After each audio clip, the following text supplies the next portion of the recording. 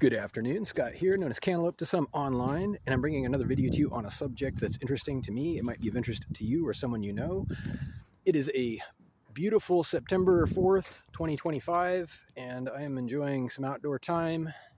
And I want to respond to a video I just saw, a reaction to that video, and I'll link that in the description of this one, about some challenges that a particular musician, Naomi SV, has been having with her distributor. Apparently, there was a takedown for the purpose of generating revenue by her distributor. I can't really speak to that directly, but just based on the content in her video. But I want to talk about my personal experiences as a musician and a contributor, as a content creator, and some things that I've seen and had happen regarding the content that I tried to distribute or produce, because I have a similar experience in a lot of ways. I want to talk about SoundCloud.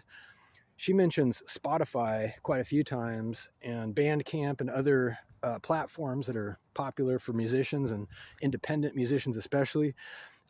She did not mention SoundCloud, but this is a big one. It has been for quite a few years now.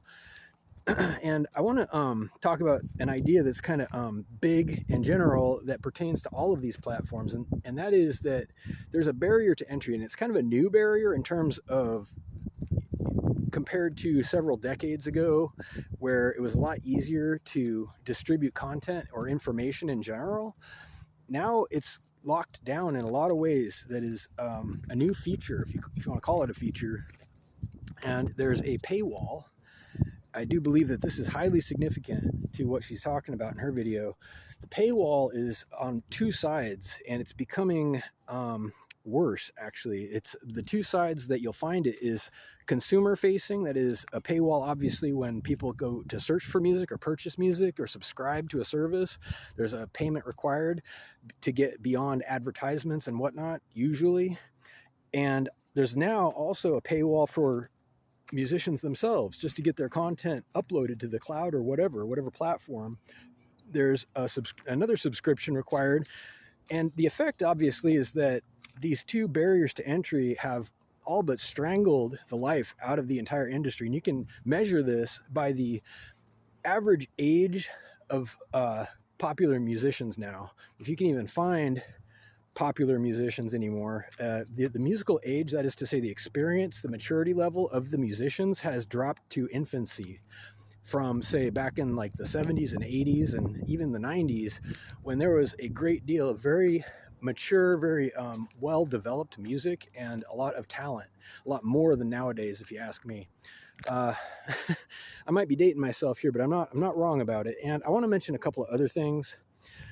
Naomi is insightful in her video, and I'm sensitive to her struggles as a musician. I think she failed to mention something of importance on this subject, and that is the fundamental design of the platforms she's using. You don't have to use those, and in fact, this subscription-based, fileless distribution model that everybody just kind of accepts and takes for granted now because it's what there is and what is being offered by companies, is not the only way to do it. In fact, it's a terrible way for the reasons I just said. It's a terrible way for consumers, and it's a terrible way for musicians. The only people this model benefits are the middlemen, are the distributors themselves, and all of the people who can possibly fit into that category, which is a segue to my next point.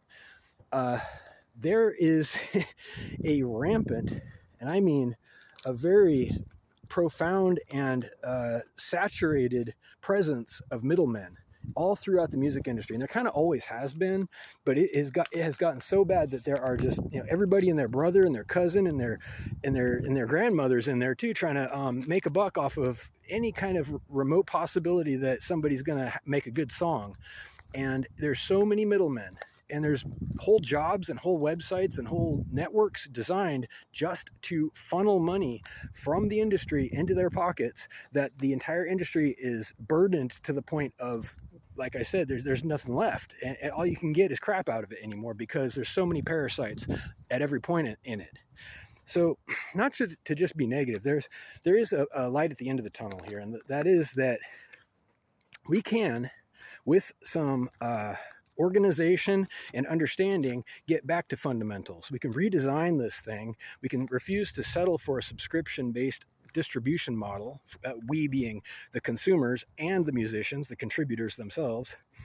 And I want to mention one other thing about a trend that is connected to this that also has to do with software. You can think of music as a type of media, obviously, but so is software. It's kind of very similar in marketing terms, where you have a consumable product that can be copied and replicated endlessly.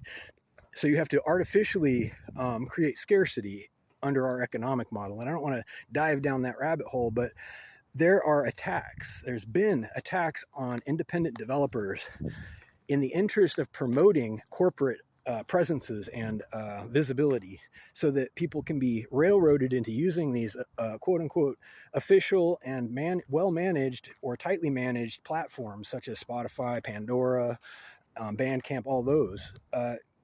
Versus the way it has been in the past, like in the 90s, late 90s and early 2000s, there was huge opportunities for actually independent developers to literally make their own websites and be seen. You can still make your own website, but you will not be seen anymore. The algorithms, which Naomi mentions quite a bit, are tuned to the point where you will not be seen. You will not show up in a search engine, and even if you try to share links with people to your website that you made yourself as an independent, talented musician or whatever, they won't go very far. And I speak from personal experience. You can just trust me on this one. You have to get in with an accredited distributor of some kind, pay all the fees, be chosen basically by them. You don't choose them, is the thing. I mean, if they want you, they will invite you. And again, the effect this has is terrible for everybody except the distributors.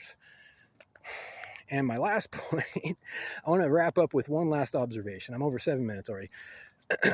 In the 80s, there was a lot of free entertainment, relatively free. There was terrestrial radio.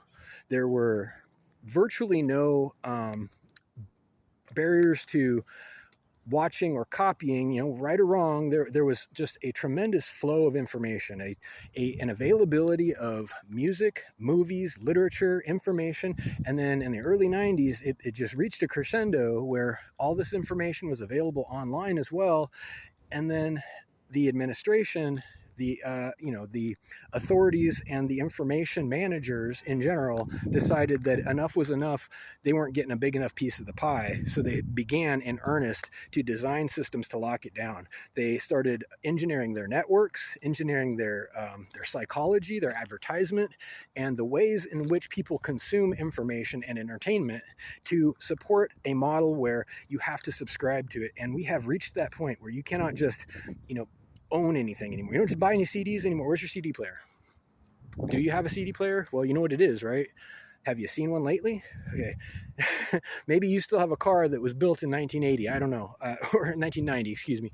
You know what I mean? It's been eliminated, not because it was an inferior technology, but because they don't want you to own anything.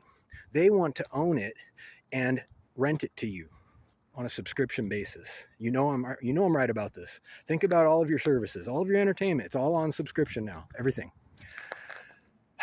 So in summary, this wave of free entertainment is dead now, but they grabbed up all of the good karma from it, all of the interest that it generated, all of the talent that was inspired by the great freedom of information of the 80s and 90s.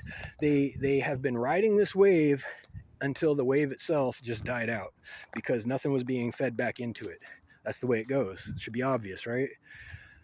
I think the way forward is to question the fundamental design of these distribution platforms, refuse to settle for a subscription-only based model, get back to ownership by the individual consumers, and remove the barriers to entry for contributors and content creators, because these are the only ways this is going to work for people, and it's the only way historically that it has ever worked on a long enough timeline. So that's about it. So those are all my notes. I'm just under 10 minutes. If you have questions or comments, please check the description for Naomi's video link, and reach out with questions or comments to whitehotrobot@gmail.com. Thank you.